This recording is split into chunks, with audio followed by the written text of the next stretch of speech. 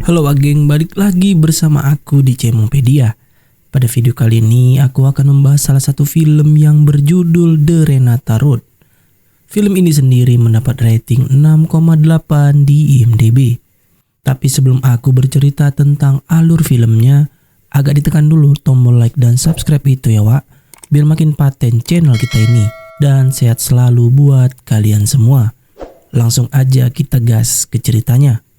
Di awal film kita langsung diperlihatkan kepada seorang pria yang tidak pernah disebutkan namanya.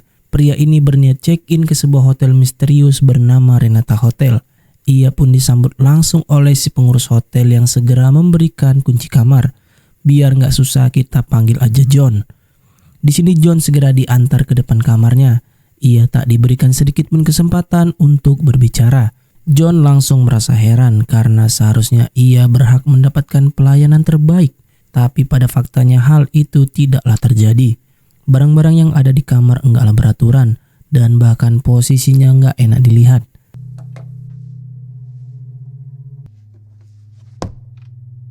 Sontak saja John mulai berpikir apakah ia telah menginap di hotel yang salah. Di samping itu hotel ini benar-benar menomorsatukan keheningan. Sampai sekarang tidak ada satupun suara bising yang terdengar, baik itu suara langkah kaki ataupun suara berisik dari kamar lain. Di sini terlihat untuk menonton TV aja di malam hari, besaran volume harus di bawah 20. Lalu berjalanlah John untuk melihat-lihat. Selayaknya hotel pada umumnya, berbagai fasilitas pendukung turut berada di sana. Fasilitas yang nantinya bisa dimanfaatkan oleh John selaku tamu baru. Namun disitulah ia sadar bahwa si pengurus hotel selalu rutin menyiarkan pengumuman. Anehnya lagi, pengumuman yang disampaikan merupakan sebuah pengulangan dari beberapa aturan. Seperti halnya tidak boleh berlari di lorong, tidak boleh minum alkohol di atas jam 9 malam, dan tidak boleh berisik. Tak lama John melihat seorang pelayan hotel yang diajak masuk ke salah satu kamar. Tak tahu apa yang dilakukan pelayan itu, tapi yang jelas John mulai merasa kelelahan. Sayangnya John tidak bisa beristirahat secara normal. Ia harus diganggu dengan suara bising dari sepasang kekasih yang sedang bercocok tanam. Nah, sejak saat itulah John mulai merasa aneh. Bagaimana mungkin suara TV harus tetap kecil, sedangkan malam-malam begini ada sepasang kekasih yang gak tahu diri. Karena gak bisa tidur, mampirlah si John ke bar sederhana di hotel tersebut, di mana ia disambut oleh seorang barista. Sekejap barista yang tak diketahui namanya itu turut menawarkan alkohol kepada John. Alhasil John gak mau menanggapinya karena ia tahu tindakan itu sudah melanggar aturan hotel. Lalu ketika hari berganti, John sadar bahwa masih terdapat kehidupan di hotel ini. Di mana pagi itu ia harus menikmati sarapan bersama sepasang suami istri.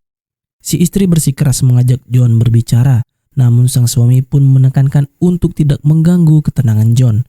Dan saat makanan tiba, suasana yang tadinya hening, tiba-tiba saja berubah menjadi berisik. Sang suami menikmati makanan itu dengan cara yang aneh dan rakus. Di sisi lain, si pelayan hotel tidak terlihat tenang sama sekali. Saking gugupnya, sendok-sendok pun harus berserakan. Tapi entah kenapa John tidak diizinkan untuk membantu. Padahal si John ini niatnya membantu karena si pelayan tampak gugup setengah mati.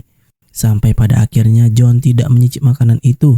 Dan pada momen tersebut ia kembali dikejutkan dengan keberadaan wanita di kursi roda.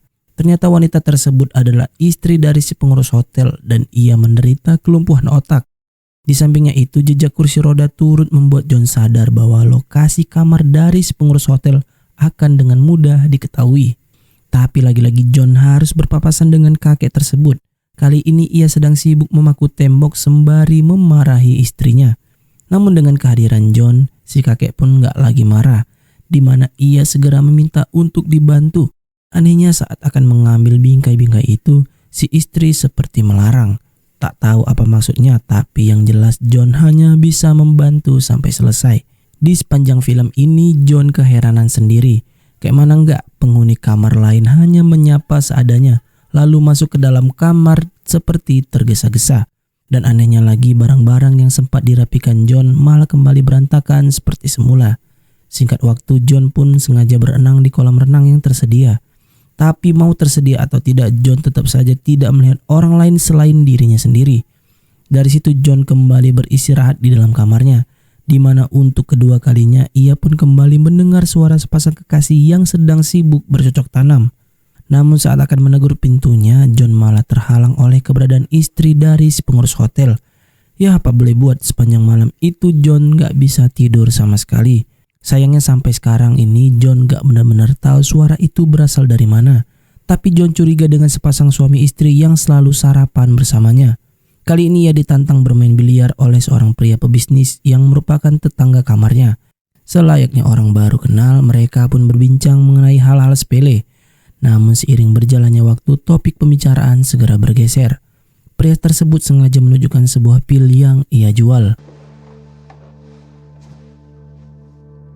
Dari apa yang disampaikan, John pun disuruh untuk menenggak pil itu. Di saat suara mantap-mantap mulai terdengar yang nantinya John tak akan terganggu melainkan merasa nyaman untuk beristirahat.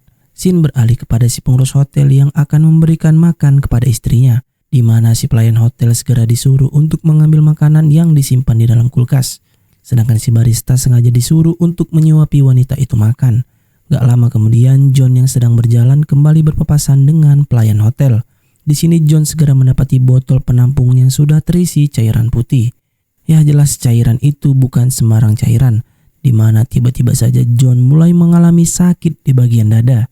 Singkat cerita, perayaan sederhana sengaja diadakan untuk menyambut John sebagai tamu baru. Pada momen itu setiap tamu disajikan sayatan kecil dari kepala babi. Anehnya, selama si pengurus hotel belum terlihat, para tamu pun langsung menyantap itu secara rakus.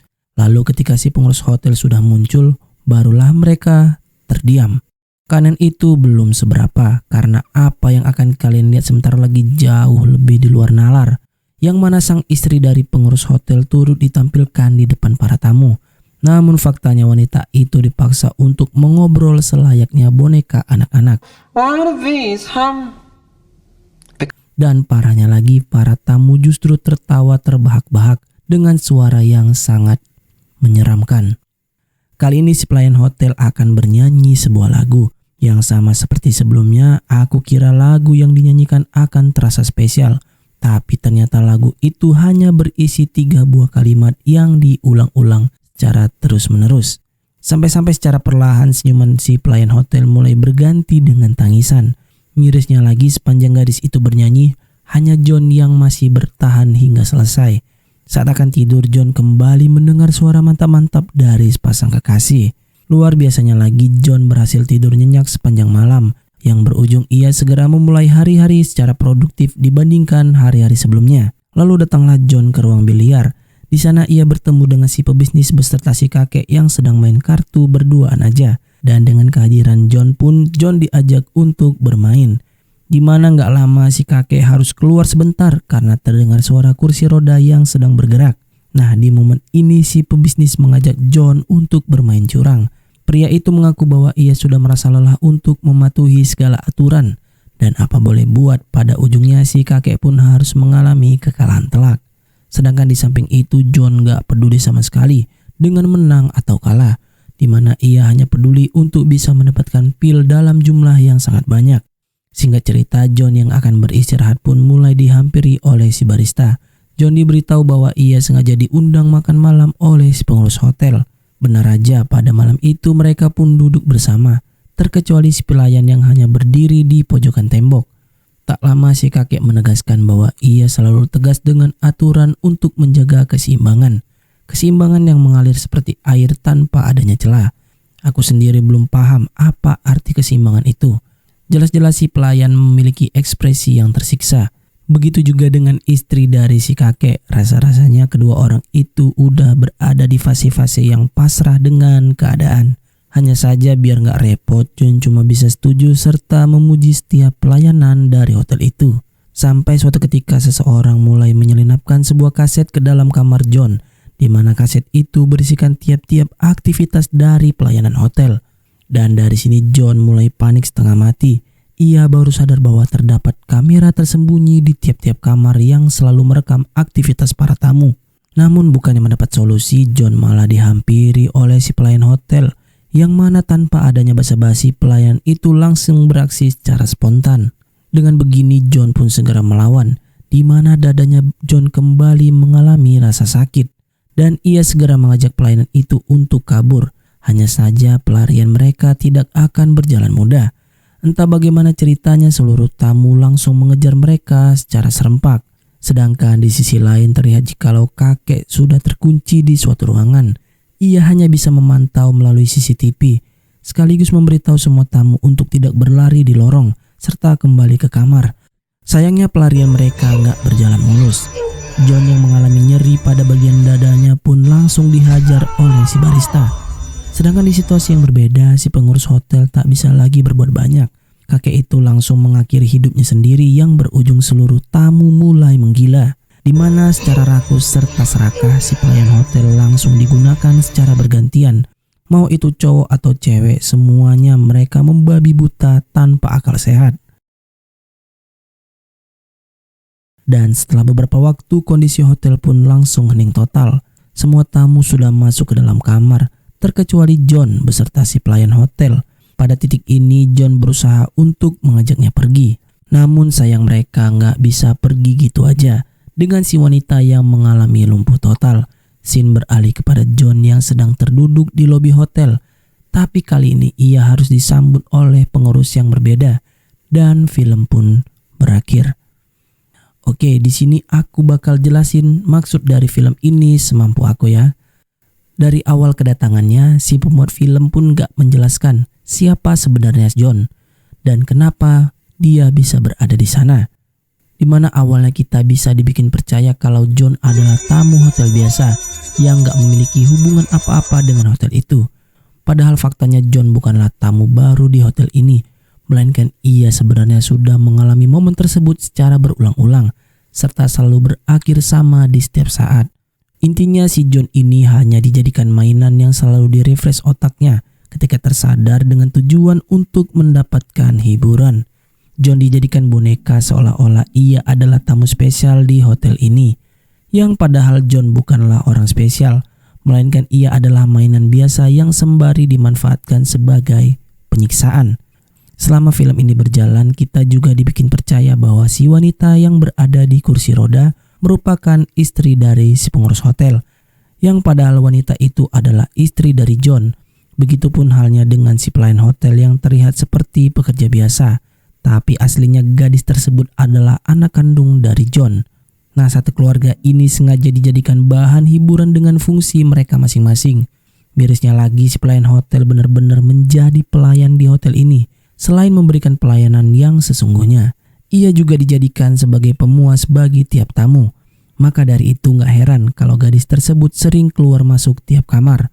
Dan disitulah setiap melihat aktivitas si pelayan hotel, John mengalami nyeri dada yang luar biasa. Di mana secara gak sadar John sebenarnya sedang merasakan sakit hati ketika anaknya diperlakukan seperti itu. Kemudian hasil kunjungan pelayan hotel akan disimpan serta dibekukan ke dalam kulkas. Itulah mengapa gak heran kalau si pelayan hotel beserta si wanita kursi roda tidak diberikan perlakuan seperti barista. Karena dari makanan aja mereka berdua sebenarnya sudah dibedakan. Tak sama seperti si kakek beserta si barista yang mengkonsumsi makanan normal. Kedua wanita itu hanya menyantap cairan putih yang sudah dibekukan, di mana perlakuan itu benar-benar menandakan bahwa keluarganya John sudah dianggap rendah serendah-rendahnya. Tapi mereka bertiga nggak bisa berbuat banyak dengan kondisi John yang seperti itu. John yang selalu percaya bahwa ia bisa mengenalkan obat untuk terhindar dari suara mantap-mantap. Dan fakta yang mengejutkan lagi adalah sepasang kekasih yang terdengar dari kamar John itu adalah suara anaknya sendiri yang selalu digunakan oleh tamu lain. Dan di samping itu John gak sadar bahwa obat tersebut memang disiapkan untuk dirinya. Karena selain mendapatkan efek rileks, seluruh ingatan John akan terrefresh kembali dengan sendirinya dalam kurun waktu tertentu. Hasilnya gak ada harapan lagi bagi keluarga itu untuk bisa keluar dari hotel aneh tersebut. Dan kalau kalian ingat kenapa terdapat satu peraturan yang sempat terucap oleh si pengurus hotel, yaitu jangan berlari di dalam lorong tersebut. Usut punya usut, peraturan itu bisa ada karena sebelumnya istri John yang masih sehat sempat berusaha untuk kabur. Namun dikarenakan perilaku wanita itu pun langsung dikeroyok oleh para tamu sampai-sampai mengalami lumpuh total. Dan sudah jelas atas kejadian itu si pengurus hotel semakin tegas dengan aturan. Si kakek benar-benar berusaha untuk menjaga keseimbangan di dalam hotel, selagi para tamu tetap dipuaskan. Karena sesungguhnya para tamu yang gak pernah pergi itu rutin memberi modal agar kegiatan di hotel tetap berlangsung. Sampai pada akhirnya mereka semua sudah sangat rindu dengan peristiwa pemberontakan. Yang berujung si barista sengaja mengancam anaknya John untuk melayani ayahnya sendiri. Dan dari situlah si barista tahu bahwa John akan melawan serta mengajak anaknya untuk kabur. Di mana pada saat yang bersamaan para tamu langsung diprovokasi oleh si barista. Alhasil kacaulah seluruh keadaan di hotel itu. Namun peristiwa itu tidak membuat para tamu berhenti, di mana mereka sengaja mempekerjakan pengurus baru dan peranan John kembali terulang. Ya, itulah kenapa sepanjang pengulangan tersebut berjalan lagi aturan di dalam hotel itu yang selalu menegaskan untuk tetap hening. Karena tak lain dan tak bukan aturan itu dibuat demi menghindari kecurigaan dari John.